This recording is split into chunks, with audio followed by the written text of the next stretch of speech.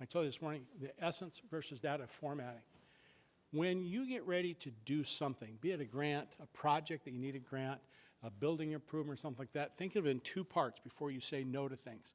You want to do the first part, I call it essence. Essence is where we take a group of people like you all here, remove your titles. You're just citizens of your community, and you want to do something good. Sit down and say, what do you want that to look like when it's done? All the bells and whistles, everything you can think of, that's called essence. So the example that I used was a dog park. We had some people that really wanted to have a dog park.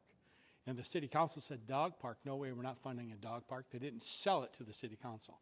Well, what I told them, go back, you get a group of people and explain the essence of why you need the dog park, and tell a story. So get the essence part down. So if you need something, water, or whatever it is, get the story down first. Don't worry about the formatting. Once you have the essences in place and you know what you want it to look like, the big picture, that's when you start looking at the formatting, which is like budgeting. Now you've got the big picture, you can tell people, this is what you really want. Now, we don't have the funds for that. Now let's figure out what we need to do to get to that point. And that's the formatting of what you're doing. So essence versus formatting. So when you hold a public meeting or a public hearing and you're trying to get people involved in what it is, get to the essence. Then you can break the news to them that to get that, this is what we have or what we don't have that you can move forward with. You need to encourage community involvement. You'd be surprised in a community how many people, they may not know they can write grants, but they have the skills and the abilities to do it in another world.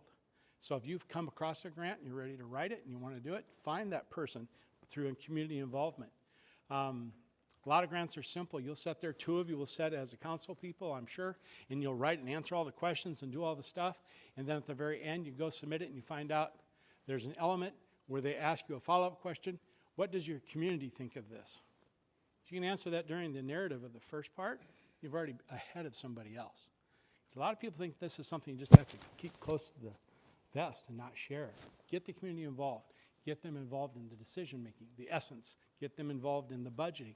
The more you got community involvement, the more likely you will be successful.